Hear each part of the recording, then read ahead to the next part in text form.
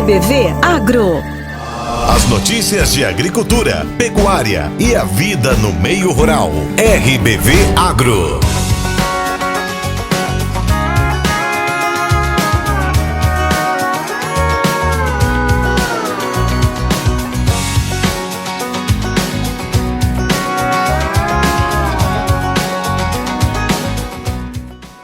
Olá, boa tarde, está começando o RBV Agro, uma alegria imensa estar na sua companhia. Eu sou o Murilo Roso e ao meu lado está a Priscila Polon. Tudo bem, Priscila? Tudo ótimo, Murilo. Uma boa tarde para você e para todos que nos acompanham através das ondas do rádio. É isso aí, o rádio leva a informação para todos os cantos da nossa grande região.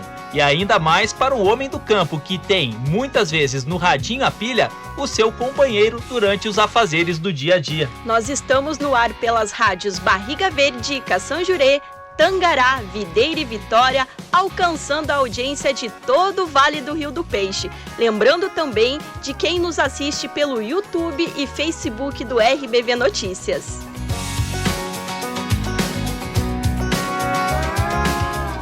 Hoje é sábado, dia 27 de junho, Dia Nacional do Progresso. Olha só que data emblemática. Essa palavra está escrita lá na bandeira do Brasil, mas tem outra junto. Precisamos primeiro de ordem para depois alcançar o progresso. 27 de junho também é Dia Nacional do Vôlei e Dia Mundial do Surdo Cego. Destaque do RBV Agro. Os destaques do programa de hoje. Plano Safra 2020-2021 terá 6% mais recursos do que o atual. Safra da Uva 2020 vai proporcionar ótimos vinhos e espumantes aqui na região. Preço bom, fácil manejo e aumento na demanda. A criação de ovelhas cresce e se torna uma atividade atrativa ao produtor rural. Na entrevista da semana, pesquisador fala sobre a importância das horas de frio para o desenvolvimento das frutas de caroço. O governo do estado monitora a nuvem de gafanhotos na Argentina. E ainda vamos ensinar o preparo de um doce típico desta época de São João. RBV Agro. O Plano Safra 2020-2021, lançado pelo governo federal, terá um valor recorde para financiar a safra, que promete ser a maior da história. 236 bilhões de reais para pequenos, médios e grandes produtores. São 13 bilhões a mais do que no ano passado. Desse montante, 170 bilhões irão para os grandes produtores e cooperativas, 33 bilhões para os médios e outros 33 para a agricultura familiar. Os recursos estarão disponíveis a partir de 1º de julho. Todas as linhas de crédito tiveram redução nas taxas de juros. Para a ministra da Agricultura, Tereza Cristina, o volume deve ajudar a manter o setor produtivo em tempos de pandemia. E o Plano Safra será apresentado nesta segunda-feira, dia 29, às 13h30, em Florianópolis, em um evento online promovido pela Secretaria de Estado da Agricultura, da Pesca e do Desenvolvimento Rural e a EPAGRE. Os produtores de uva da região ainda estão comemorando a safra 2020. O tempo mais seco, com pouca chuva, ajudou a qualidade da fruta, que surpreendeu a todos. Com isso, a expectativa é boa para a qualidade dos vinhos e espumantes. Confira na reportagem de Fabiano Trindade. A safra da uva deste ano na região foi considerada dentro da média em termos de quantidade, mas o ponto positivo foi a qualidade dos frutos, com alto teor de açúcar. Somente na região meio-oeste do estado, a colheita foi de aproximadamente 40 mil toneladas, de acordo com a EPAGRE. Ainda segundo o órgão, a quantidade foi semelhante à do ano passado. Mas se a qualidade da uva foi considerada acima da média, será que os vinhos e espumantes produzidos pelas inúmeras vinícolas espalhadas pela região irão se sobressair ainda mais neste ano? Isso quem nos conta é o enólogo e pesquisador da Estação Experimental da EPAGRE de Videira, Vinícius Cagliari. Então a gente teve uma qualidade de uva excepcional nessa safra de 2020, tanto em Santa Catarina como no Rio Grande do Sul. E da mesma forma, tendo uvas com uma maturação adequada, maturação fenólica adequada, a gente vai obter vinhos também com excelência de qualidade, que é o caso dessa safra 2020. Alguns enólogos comparam com safra 2012, que foi uma grande safra também, mas outros acham que foi muito melhor, né? E isso a gente pode ver nas análises físico-químicas realizadas nas uvas. Então a gente teve sólidos solúveis, que é o Brix, bastante elevado em todas as variedades. Aqui em Santa Catarina, no Vale do Rio do Peixe, tivemos aí Bordeaux com bastante açúcar, tivemos Isabel, Cabernet, Merlot, enfim, todas as uvas com concentrações de sólidos solúveis bastante elevadas e acidez relativamente baixa, o que propicia com isso excelentes vinhos. A qualidade da safra deste ano é confirmada e explicada por Estefânia Panseri, da Vinícola Panseri da cidade de Tangará. Reconhecida nacional e internacionalmente pelos vinhos produzidos, a uva cultivada pelos parreirais da empresa, que existe há 30 anos, ajuda na elaboração da bebida e neste ano está surpreendendo. A safra da uva desse ano ela é histórica, sem dúvidas. E isso se deu ao fato das condições climáticas estarem muito favoráveis à cultura da uva. E quando eu falo condições climáticas, sobretudo a seca, que é tão prejudicial para outras culturas, mas que em muito favorece a uva. Porque favorece a concentração de açúcares na fruta, provendo aí uma graduação de açúcar estimada em 3 a 4 graus superior às mesmas variedades quando comparadas à safra do ano anterior, de 2019. Franciele Denardi, que é sommelier e sócia proprietária da Vinícola Santa Augusta de Videira e que já conquistou prêmios com suas bebidas, explica que essa safra ajudará ainda mais no reconhecimento e divulgação dos vinhos e espumantes produzidos na região e no estado. Frente às incertezas do momento em que estamos passando por conta do coronavírus, a safra 2020 veio para reanimar os produtores e projetar grandes negócios para o futuro. Como já é sabido, um grande vinho começa no vinhedo. Com um clima adequado do início ao fim do cultivo, uma grande amplitude térmica entre dias e noites, dias ensolarados, tempo seco e sem nenhuma interferência de agentes negativos, as uvas puderam alcançar a maturação ideal, promovendo todo o açúcar e acidez necessário para uma uva de excelente qualidade se desenvolver. Isso vai aportar uma grande estrutura, complexidade e intensidade aromática para os novos vinhos. Santa Catarina ela tem ganhado reconhecimento pela qualidade dos seus vinhos, e diante desse cenário nós teremos o prazer de entregar verdadeiras obras de arte. A nossa missão é desmistificar o vinho brasileiro e encantar a todos com o terroir nacional. Um brinde ao vinho brasileiro. Para o RBV Notícias, Fabiano Trindade. A região meio-oeste de Santa Catarina é responsável por 86% de toda a produção de uva do estado. Essa é uma estatística muito expressiva. Não é por acaso que temos sucos e vinhos de qualidade por aqui. Para quem está nos acompanhando pela internet, o cenário do RBV Agro de hoje é com vinhos e espumantes produzidos aqui na região. Ainda não viu o nosso programa na internet? Quer conhecer o nosso estúdio? Quer ver a Priscila ao vivo e a cores? Acessa lá YouTube, Facebook e procura por RBV Notícias.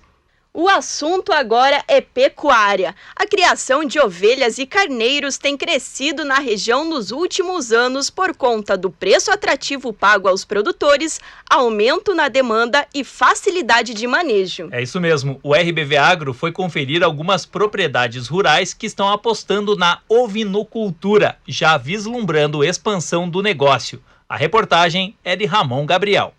Propriedades rurais de Santa Catarina estão apostando em uma atividade com ótimos resultados e que teve grande crescimento nos últimos 10 anos, a ovinocultura de corte. Para se ter uma ideia, entre os municípios de Iomerê, Videira, Pinheiro Preto, Rio das Antas, Fraiburgo, Treze Itilhas, Curitibanos e Caçador, 51 produtores de uma cooperativa abatem 6.000 borregos por ano. A atividade se profissionalizou a partir de 2011, quando produtores que criavam animais para consumo próprio perceberam um aumento na procura pela carne e viram nisso uma oportunidade para transformar a produção de ovinos em uma atividade comercial visando lucro. Carlos Alberto da Silva, diretor da Covicap, lembra que no início os produtores se organizaram em uma associação.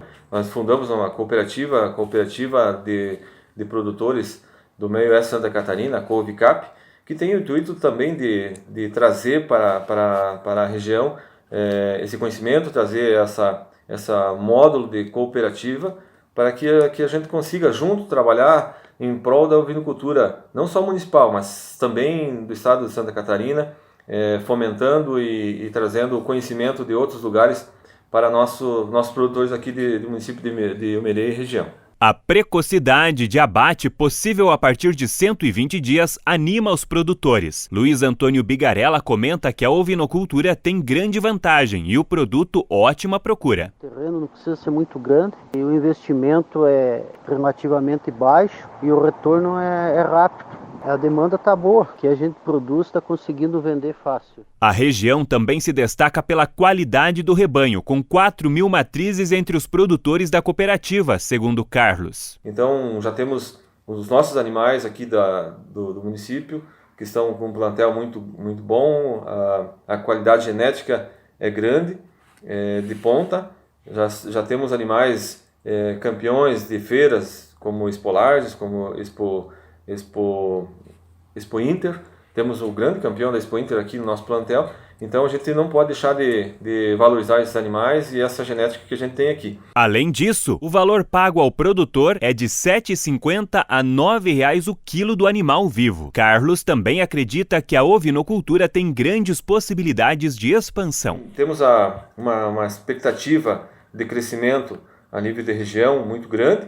Nós temos o nosso foco, que é a produção de carne. A gente precisa estar ciente que isso que está aumentando e a demanda é crescente. Então, a partir do momento que a gente instituiu esse núcleo de criadores e aí partiu, a gente foi procurar alguns parceiros e temos frigorífico que faz abate, nós temos compradores, nós temos inserido o nosso produto em todos os mercados aqui da região, vão para fora do estado também. Então a gente percebe assim uma crescente na procura, na demanda. Precisamos nos organizar, aumentar nossas parcerias, porque o nosso produto não é suficiente. Nós importamos praticamente 80% do consumo de carne do estado de Santa Catarina. Ela provém de fora do estado. Neste ano, a Expo Iomerê, uma das mais importantes feiras de ovinos de Santa Catarina, não deve acontecer por conta da pandemia. No entanto, um leilão online pode acontecer no último trimestre do ano. Gostou dessa matéria? Nós queremos também a sua participação para fazer o RBV Agro. Mande sua sugestão pelo nosso WhatsApp. É o 99129 4258. O código de área é o 49. O tempo. Boa tarde para todos os ouvintes. O frio ele vai seguir, pessoal, durante os próximos dias, né? Não só no fim de semana, mas num período aí de 10 a 15 dias, a previsão é de temperaturas baixas. Claro que dentro desse período todo, alguns dias vão ser mais frios, outros dá uma amenizada, mas com temperaturas de inverno por um período um pouco mais longo, tá? A gente sabe que quando isso acontece, aumenta o número aí de casos de problemas respiratórios, principalmente de crianças, né? E das pessoas mais idosas. Então tem que ter atenção, até porque a gente está passando aí por uma pandemia, né? Então, do coronavírus, que tem uma relação com esses problemas respiratórios. Então tem que ter atenção, porque vai ter uma sequência aí de dias frios, como a gente ainda não teve nesse período de 2020. Na condição do tempo, a gente tem um fim de semana com um tempo mais seco, alguns momentos um pouco mais nublados, mas com o sol aparecendo tanto no sábado quanto no domingo, tá? Mesmo assim, temperaturas baixas, né? No domingo é que vai para uns 18, 20 graus à tarde, então um pouquinho mais agradável, mas de uma maneira geral é um fim de semana assim. E eu chamo a atenção de vocês que entre segunda e terça a gente tem previsão de chuva, tá? Deve voltar a chover e olha, pode chover forte, pode ter alguns temporais. Com as informações do tempo, desejando a vocês um bom fim de semana, Leandro Puchalski. Antes do intervalo, quero saber se tem recado dos nossos ouvintes e internautas. Priscila. Tem sim, Murilo. Um abraço pro Ilói de Capinzal, Iracema Boeira de Tangará, que nos ouve pela rádio Tangará. Terezinha Urbanski de Videira, obrigada pela audiência. Em Caçador, nos ouve pela rádio Cação Jurê, a Ione Tibes e o Olair Ferreira. Um grande abraço, continuem ligados na nossa programação. E tem gente ligada também lá no Paraná com a nossa transmissão pela internet. Olha aí, a dona Lourdes Polon, a avó da Priscila. Um abraço, vó, que saudade de você. Sabe, Murilo, a vó Lourdes liga o celular na TV para assistir o RBV Agro. Que legal! Olha, ela está aparecendo agora aqui na imagem, no nosso estúdio, e eu fiquei sabendo que ela é fã número 1 do programa, lá em Dois Vizinhos, né? Isso, Dois Vizinhos no sudoeste do Paraná. Dá quanto tempo saindo aqui de Videira até Dois Vizinhos? De carro dá umas 5 horas, agora de ônibus dá umas 7, 8. Então, Priscila, vê se arruma uma folga e vai lá visitar a dona Lourdes, porque vó é vó. Exatamente, olha que eu vou sim, um abraço para toda a minha família. Um abraço a todos que nos acompanham, assim como a família da Priscila. Nós vamos agora a um rápido intervalo, voltamos já.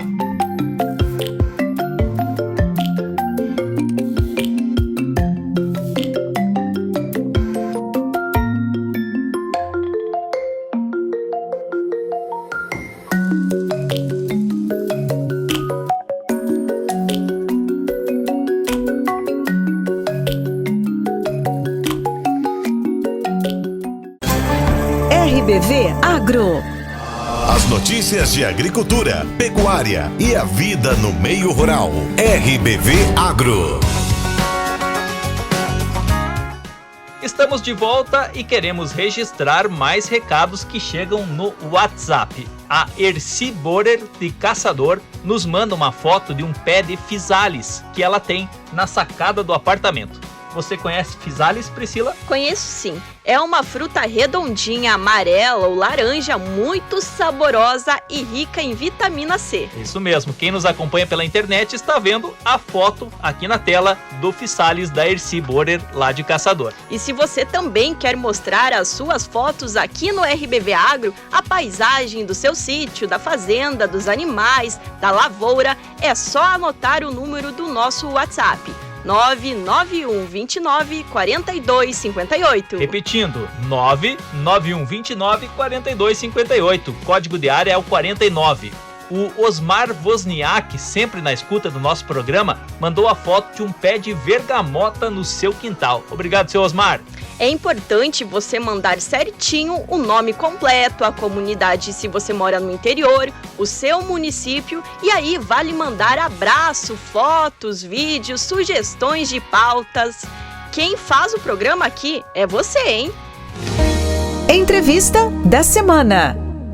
O inverno começou oficialmente no dia 20 de junho, mas no início desta semana as temperaturas pareciam de verão. O calor fora de época pode ser prejudicial para a fruticultura. As plantas precisam do frio agora para brotar e florescer depois na época certa. Quem explica é o engenheiro agrônomo da Ipagre de Videira, André Luiz de Souza, na entrevista da semana.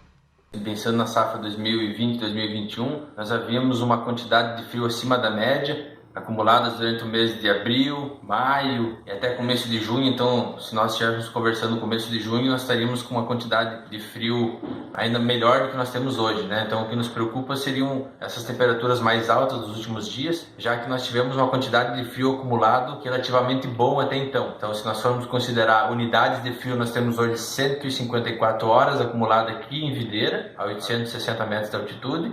E em relação a horas de frio, nós temos aproximadamente 230 horas acumuladas. Então quer dizer que a gente tem um frio aí dentro da média ou até acima da média, dependendo do critério utilizado. Então o que nos preocupa agora é que esse frio precisa se manter, porque como a gente teve esse acúmulo, essas temperaturas altas dos últimos dias, pode fazer com que as plantas de pessegueiro, principalmente, queiram iniciar a sua floração. Por enquanto, a não ser um caso isolado ou outro, ainda não é a nossa situação, então estamos numa situação confortável. Só que a gente precisa realmente que o frio volte a se normalizar, porque nós estamos iniciando o inverno agora, então com certeza absoluta a gente vai ter episódios de geadas aí a partir do mês de julho, agosto, e então quanto mais a gente consiga retardar essa floração, melhor vai ser para as plantas. Então em relação à questão da previsão, nós temos uma expectativa dos meses de agora de julho e agosto, né, no forte do inverno, de temperaturas dentro da média histórica, então a gente vai ter, não vai ser um super frio, mas a gente vai ter, tem frio previsto, e como característica um pouco diferente a questão da precipitação. Assim como nós viemos nos últimos meses, a previsão de julho e agosto é de precipitação abaixo da média histórica, então a gente vai ter um inverno um pouco mais seco, em termos de frio relativamente parecido com a média histórica. André, tivemos registro de pouca geada na região até o momento. Isso é bom ou é ruim? Na verdade, a quantidade de geadas realmente, por enquanto, não ocorreu ainda uma geada forte que fosse uniforme no nosso município, na nossa região. Isso, dependendo da cultura, pode ser bom ou ruim. O que a gente preferiria era esse frio no início agora. A ocorrência de geadas faz parte para derrubar as folhas, principalmente de pêssego, ameixa, da uva. Então, por enquanto, a geada seria vantajosa, não seria problemática para essas fruteiras. A nossa preocupação são as geadas mais tardias. Então, por enquanto, realmente a gente não teve geadas uniformes, como eu disse, apenas em locais isolados, mas a gente imagina que tem frio pela frente. A previsão não é de grandes massas de ar frio, né? De acordo com a EPAGRE CIRAM, a gente não teria previsão de frios aí, de temperaturas negativas durante 4, 5 dias consecutivos, mas temperatura negativa pontual de um dia ou de 2 dias seguidos, provavelmente a gente tem. Então, a expectativa é que ela ocorra o quanto antes, para que ela ajude as plantas e não atrapalhe se ela ocorrer a partir aí de final de agosto, setembro. Obrigado ao André Luiz, da Estação Experimental da EPAGRE em Videira. Nós falamos lá no começo do programa sobre a uva, agora na entrevista falamos de frutas de caroço e temos uma notícia da maçã também. Afinal, é outro produto destaque aqui na nossa região. Isso mesmo. A EPAGRE selecionou empresas, fruticultores e viveiristas para produzir os novos cultivares de maçã. O material genético será entregue a partir de julho. O legal é que essas maçãs desenvolvidas pela EPAGRE através de um trabalho de pesquisa de muitos anos são de alta qualidade. Exato. Elas têm nomes curiosos como Galagui, Helenise, Luísa, Venice. O mais importante agora é que essas novas cultivares serão produzidas em maior escala, fomentando ainda mais a cadeia produtiva dessa fruta aqui no Brasil, que hoje é dominada pelas variedades Gala e Fuji. Eventos do Agro. Agenda de eventos e cursos do agro. Anota aí. Dia 8 de julho tem curso com o tema Conceitos Gerais sobre Fertilidade do Solo e Nutrição de Plantas. Dia 14 de julho, papel das plantas de cobertura na construção de solos produtivos. 16 de julho, plantas alimentícias não convencionais, identificação, cultivo e usos. 23 de julho, curso sobre produção de sementes de cebola. Todas as capacitações são online. Mais informações no site da EPAGRE, no item Agenda de Cursos. Dicas do Campo. A dica de hoje é para produtores de mel. O pesquisador André Cesarino nos fala da importância do reforço na alimentação das abelhas durante o inverno.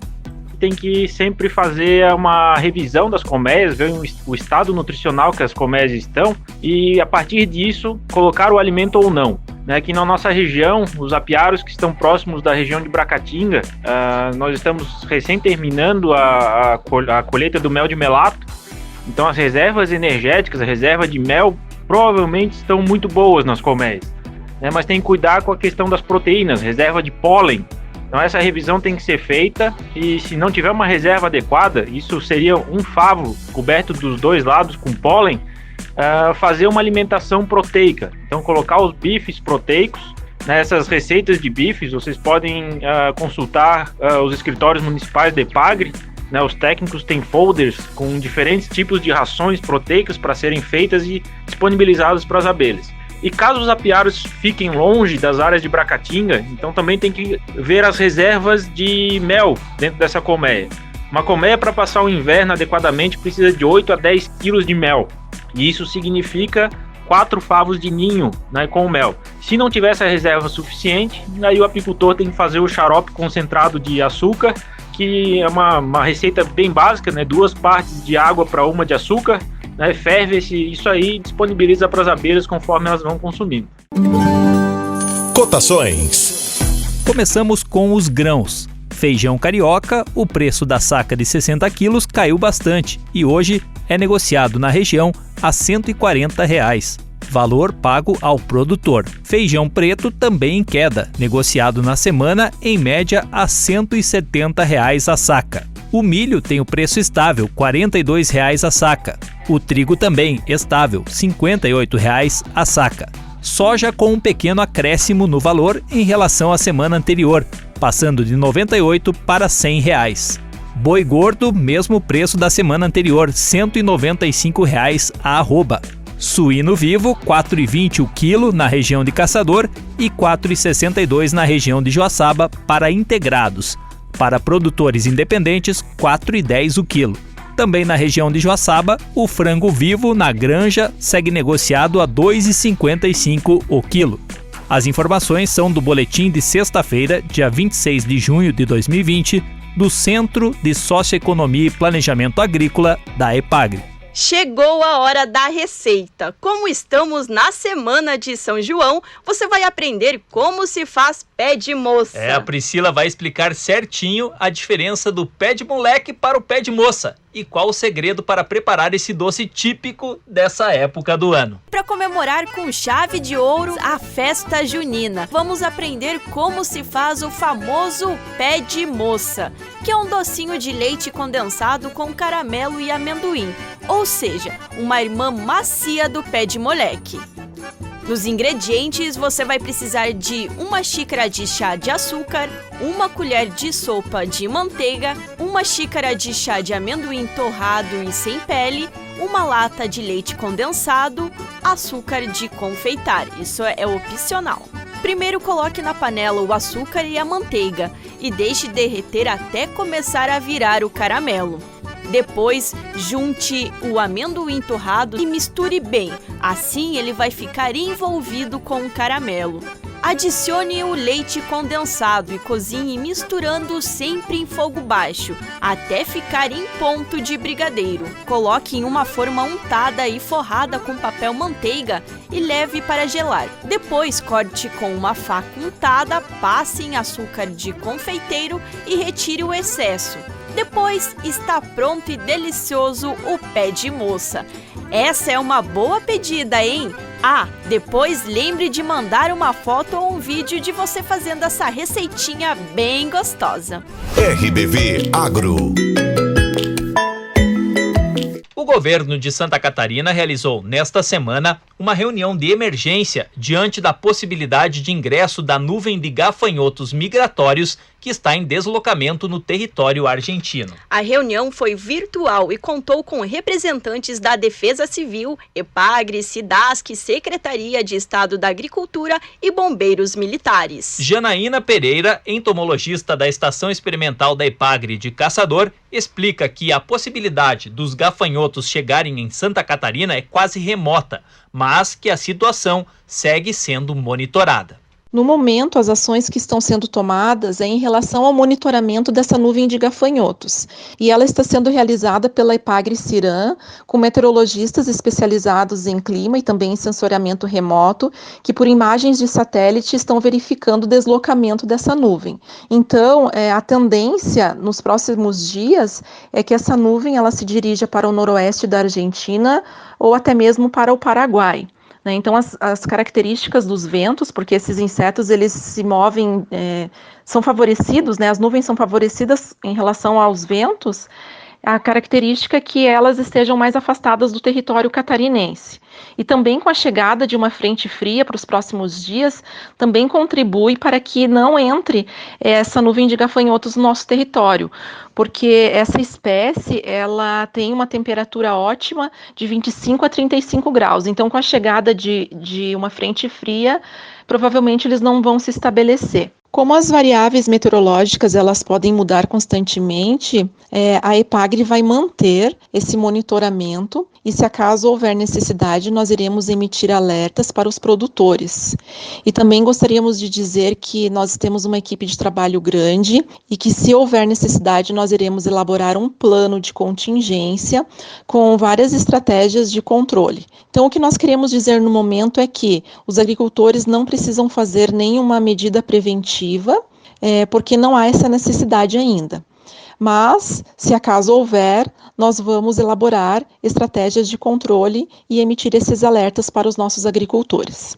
RBV Agro. O RBV Agro está chegando ao fim. Lembra da foto da pinha graúda de 4,5 kg na balança, enviada pelo Lúcio Carneiro Rofelter?